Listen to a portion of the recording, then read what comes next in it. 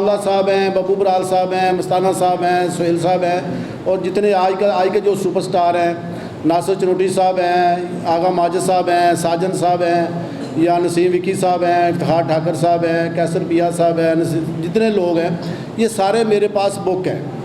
इसलिए कि मैं एक अच्छा काम करता हूँ, और जो एक ऐसा काम जिसको एक फ़ैमिली भी देखती है। और शुक्र अल्हम्दुलिल्लाह आज तक 35 साल में मेरे थिएटर में कोई ऐसा काम नहीं हुआ जिससे मैं शर्मिंदा हूँ, क्योंकि तमाम टीम जो है ना ये मेरे पास होती है, जिसमें जितने फ़ीमेल सुपरस्टार हैं या मेल सुपरस्टार हैं।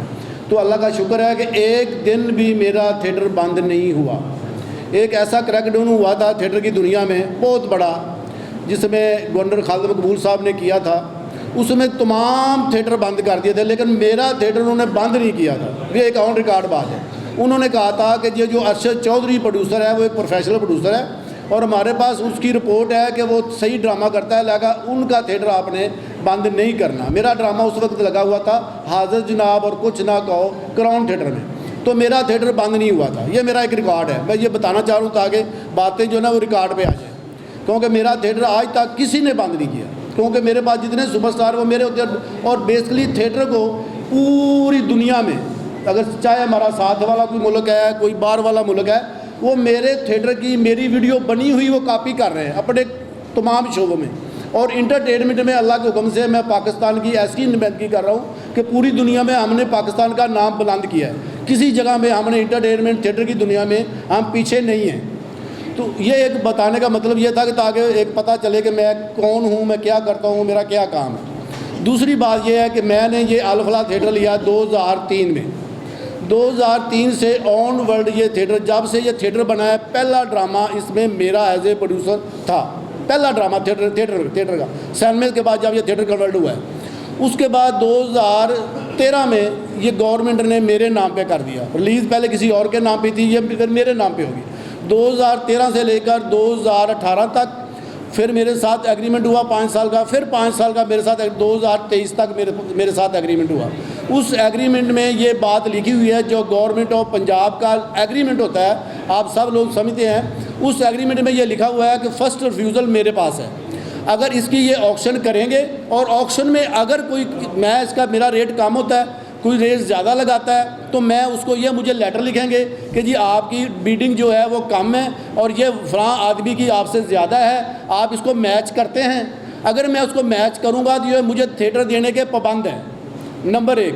नंबर 2, अगर मैं उसको मैच नहीं करता हूँ तो फिर ये मुझे लेटर लिखेंगे, क्योंकि इन्होंने मुझे लिख के दिया हुआ है। मैंने इनको एक लेटर लिखा था कि मैंने कहा थी ये जो आपका थिएटर है ये बिल्कुल खंडर है, इसके ऊपर हमें पैसे लगाने पड़ेंगे, तो ये एक इंटरनेशनल लेवल का काम है और हमने नुमाइंदगी पाकिस्तान की करनी है, तो हमें परमिशन दे। उन्होंने मुझे एक लेटर लिखा कि आप इसके ऊपर जितने पैसे लगाएंगे, जो करेंगे, वो आपकी जो पेमेंट है वो आपकी सेफ होगी, और हम उसको अगर आप नहीं लेंगे, आप उसको छोड़ेंगे, तो हम जिसको देंगे हम आपको पेमेंट उससे लेकर देंगे। ये मेरे पास लेटर है। ये एक एग्रीमेंट है मेरा गवर्नमेंट ऑफ पंजाब के साथ, यानी जो सेक्रेटरी बिल्डिंग होता है समझ लें वो गवर्नमेंट ऑफ पंजाब ही है, उन्होंने मेरे साथ ये एग्रीमेंट किया हुआ है। अब उसके बाद ये हुआ है कि ये 2023 में मेरा जो ना एग्रीमेंट ख़त्म हो गया। मैंने इनको एक लेटर लिखा कि जी मेरा एग्रीमेंट ख़त्म हो रहा है, उससे पहले मैंने लिखा आप मेरे साथ नई इसका या आप ऑप्शन करें, या इसको अगर आप चाहते हैं तो आप जो गवर्नमेंट का रेट आप नया आया है, स्टेट बैंक ने रेट निकाला है या महकमा एक्साइज ने निकाला है, उसकी वजह से आप मुझे वो रेट बना के उसको इंक्रीज़ करके आप मुझे दे दें, क्योंकि मेरी इन्वेस्टमेंट हुई है तकरीबन इसमें 8 करोड़ रुपए की, जो मैंने इनको लिख के दिया हुआ है, और इनकी रिसीविंग भी मेरे पास मौजूद है कि 8 करोड़ रुपया इस आदमी का लगा हुआ है। अब उसके बाद इन्होंने मुझे कोई जवाब नहीं दिया। फिर मैंने इंतज़ार किया, फिर मैंने इनको दरख्वास्त लिखी कि आप मेरे साथ इसका कोई हल करें, टाइम तो ख़त्म हो रहा है। इन्होंने फिर मुझे कोई जवाब नहीं दिया। फिर मैं इनके आगे मुझे किसी ने कहा कि जी आपको ना ये बाहर निकाल देंगे, आपकी सारी पेमेंट ज़ाया हो जाएगी। कुछ लोग ऐसे हैं जो थिएटर के लोग जो आपके थिएटर के ख़िलाफ़, इंटरटेनमेंट के ख़िलाफ़ एक ऐसी चीज़ है जो चाहते हैं कि इस थिएटर को बंद कर दें, तो आप इसका अदालत में चले जाए। मैं अदालत आलिया में चला गया, अदालत आलिया ने मुझे इसका स्टे दे दिया लाहौर हाई कोर्ट में। वो लाहौर हाई कोर्ट में हमारा स्टे हो गया। जब स्टे हो गया, स्टे होने के बाद हमने इनको कहा कि अब स्टे आप इसकी ऑप्शन करें। इन्होंने कहा जी ठीक है जी हम ऑप्शन करेंगे अगर आपका स्टे ख़त्म होगा तो। फिर मैं कोर्ट में गया, मैंने खुद ही एप्लीकेशन दी कि जी हम इसका कुछ, अदालत आलिया ने हमें हुक्म दिया कि इनको कहा कि इनको 22 तारीख जो अभी गुजरी है, 22 तारीख तक इनके पास उन्होंने इनसे पूछा कि आपने इन्होंने इसकी जो है ना जी पहली पहली जो बिडिंग है ना वो फर्स्ट एक्शन इन्होंने कराई 25/10/2023 को। उसमें मुख्तलिफ लोग आए, 3 लोग आए, जिसमें एक मैं था, एक और लोग हैं, एक और लोग हैं, 3 लोग आए। 3 लोगों ने इसकी ऑक्शन की। फिर उसके बाद इन्होंने कहा जी ये हम नहीं मानते। फिर इन्होंने दोबारा ऑक्शन की 6/12/2023 को। फिर वो 3 लोग आए, कुछ लोग आए, कुछ लोग भाग गए, कोई जल्दी आए, जो होता है जो ख़राब करने वाले। इन्होंने कहा नहीं जी हम तीसरी करेंगे, इन्होंने वो भी रिजेक्ट कर दी। उसके बाद तीसरी इन्होंने की 5/1/2024 को, आखिरी ऑक्शन जो उन्होंने की। उसमें भी वो जो रेट आए, इन्होंने कहा जी हमें ये एक्सेप्ट नहीं है, हमने इसका लेना है 25 लाख रुपया किराया। हमने इनको कहा कि सर मसला ये है कि इसमें हमारी 8 करोड़ रुपए की इन्वेस्टमेंट है, आपकी खाली ये दीवारें हैं, इसमें जो भी एक सुई से लेकर बड़ी से बड़ी चीज़ है वो हमारी है, जिसमें हमारे एयर कंडीशन लगे हुए हैं, तकरीबन कोई 25-30 जो चिल्लर लगे हुए हैं। उसके अलावा हमने वहाँ पे जो हर कमरे में एसी लगे हुए, 40-50 एसी लगे हुए हैं। उसके बाद हमारी सीटें हैं जो तकरीबन उस वक्त हमने लगाई थी, वो एक 12,000 रुपये की एक सीट लगी है और वो तकरीबन 600 सीट है। उसके अलावा हमने वहाँ पे लेज़र लाइटें लगाई, एक लेज़र लाइट की कीमत 25 लाख रुपये है। यानी ऐसी दुबई से हमने लाइटें लगाई ताकि ज़ाहिर एक इंटरनेशनल काम है। लाइटें लगाई, हमने मुख्तलिफ साउंड लगाए। फिर उसमें हमने इसका जो है ना एक लगा हुआ है जो सेंट्रल एयर कंडीशन है वो लगा लगा, वो भी एक कॉस्टली एक महंगा एयर कंडीशन है। फिर उसके बाद हमने इसके ऊपर लैंडर डाला हुआ है, लैंडर के ऊपर हमारा बहुत खर्चा आया हुआ है। फिर जब हमने इसको लिया था तो हाई कोर्ट में हमने इसका 35 लाख रुपया एक अलहदा दिया था, जो हाई कोर्ट ने कहा था कि ये आप इसके देने के आपको देंगे, कि आप जो पहला बंदा है उसको आप 35 लाख रुपया दें, क्योंकि उसकी ये गुडविल बनाई कि उसने थिएटर बनाया है। हमने 35 लाख रुपया उसको भी दिया हुआ है, वो भी हमारे पास सबूत है। ये सारे पैसे मिला के हमने इनको दिया कि हमारा 8 करोड़ रुपया। हम लोअर मिडिल क्लास हैं, हमको इतने बड़े अमीर आदमी तो नहीं है, हम तो डेली वेजेस वाले। वो हमने कोई हमारे पार्टनर हैं, कोई हमारे दोस्त हैं जिससे हमने पैसे लेके बिज़नेस में लगाए हुए हैं, लोगों से लेकर कि आप हमारे साथ बिज़नेस करें, आपको इसमें फ़ायदा होगा। वो लोगों ने, बिज़नेसमैनों ने हमारे साथ पैसे लगाए हुए हैं। जैसे हमारे साथ ये साथ बैठे हुए डॉक्टर साहब, कुछ इनके पैसे लगे हुए हैं। इसी तरह काफ़ी लोग हैं हमारे साथ जो हमारे पार्टनर हैं। तो इन्होंने हमें कहा कि जी ठीक है जी, वो ना हम ना इसको ना अब ऐसा करेंगे, हम इसको ना, जो हाई कोर्ट ने कहा कि इनको आप इनसे आप 25 लाख रुपया अगर ये आपको देते हैं, आप इनको बुलाएं, इनके साथ नेगोशिएट करें, और अगर ये आपको 35 लाख देते हैं तो ठीक है, वरना आप इनको एज़ पर ला जो आपका कानून के मुताबिक आप इनसे वेकेट करा लें। हमने इनको लेटर लिखा कि जी आपको हमने नेगोशिएट का कहा गया है, आप हमें हमारे साथ नेगोशिएट करें। हमने दरख्वास्त, इन्होंने हमें कोई जवाब नहीं दिया। हमारी दरख्वास्त को इन्होंने ऐसे समझा कि जैसे ये कोई कीड़े मकोड़े हैं, ये कोई इनकी अहमियत ही नहीं है। ये हमने इन्हें कोई जवाब नहीं दिया। फिर उन्होंने क्या किया कि अचानक इन्होंने 23 तारीख को सुबह के आके इन्होंने जो जिसको कहते हैं आप शब गुण मारना, जो भी इसको आप लफ्ज़ को कह लें, इन्होंने आगे हमारे साथ ना हमारे बंदों को बाहर निकाल के उसको सील कर दिया, जिसका मुतलका SHO और साथ पुलिस फोर्स सारे लोग आए। हम बिजनेसमैन लोग हैं, हम बाहर निकल गए। हमने कहा ठीक है जी आप इनको सील कर, इन्होंने सील कर दिया। हमने वीडियो बनाई, वो पूरी वीडियो एक एक चीज़ की इनके सामने इन्होंने खुद बनाई है। वो वीडियो भी हमारे पास मौजूद है, जो चीज़ें वहाँ पर पड़ी हैं। उसके बाद इन्होंने ये किया कि जब हमारा वो सील कर दिया तो हम बाहर चले गए। फिर रात को अचानक अब फ़ोन आया कि जी आपका सामान वहाँ से चोरी हो रहा है। हम वहाँ पे, मैं तकरीबन हम सारे लोग वहाँ पे पहुँचे तो हमने वहाँ पे देखा तो ट्रक लगे हुए हैं और ट्रक में सामान डाला जा रहा है। हमने कहा यार ये क्या हुआ, ये क्या बात होगी। उन्होंने कहा जी आपका सामान चोरी हो रहा है। ये रात के टाइम ना तकरीबन 9 का टाइम था, 9-10 बजे का। तो ये ना लाइटें भी बंद की हुई थी और अंदर ट्रक लगाए हुए थे। हमने 15 पे कॉल कर दी, 15 पे कॉल की, वहाँ पे मुतलका पुलिस आ गई।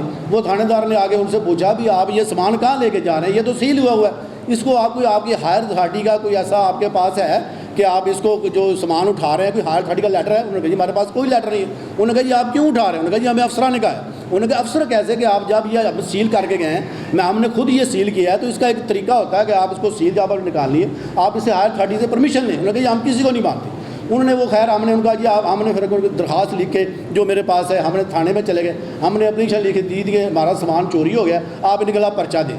SHO ने कहा जी आप हमें ये ले जाएं, हम आपको लिख देते हैं, लेकिन कल सुबह आप आएँ। हम फिर सुबह 9 बजे SHO के पास गए। SHO ने कहा जी आपका जो है ना, ये जो है ना, मैं अपने अफसरान से पूछता हूँ, फिर आपको मैं इसकी रसीद दूंगा। एक रसीद हमने कच्ची थी, कंप्यूटर वाली रसीद जो है ना वो मैं पूछ के दूंगा। उसने कहा मैं DSP साहब से बात कर रहा हूँ, SP साहब से बात कर रहा हूँ। फिर बाद में उन्होंने हमें तकरीबन 9 बजे तक, रात 9 बजे तक हम थाने में बैठ रहे हैं। थाने 9 बजे के बाद उसने हमें कहा जी नहीं मैं रसीद आपको नहीं दे सकता, आप जाएँ जहाँ मर्जी बात करें। मैंने कहा सर हम लोअर मिडिल क्लास है, हमारी ये जमा पूंजी है हमारी सारी, हमें तो उन्होंने ज़मीन पे फेंक दिया है। अब ड्रामा इन्होंने बंद किया। हमारे 35-40 लाख रुपए का हमारा जो अभी ड्रामा चल रहा था, जिसमें तमाम आर्टिस्ट हैं, उसमें सारे एक्टर हैं, तो वो तो अब बंद हो गया।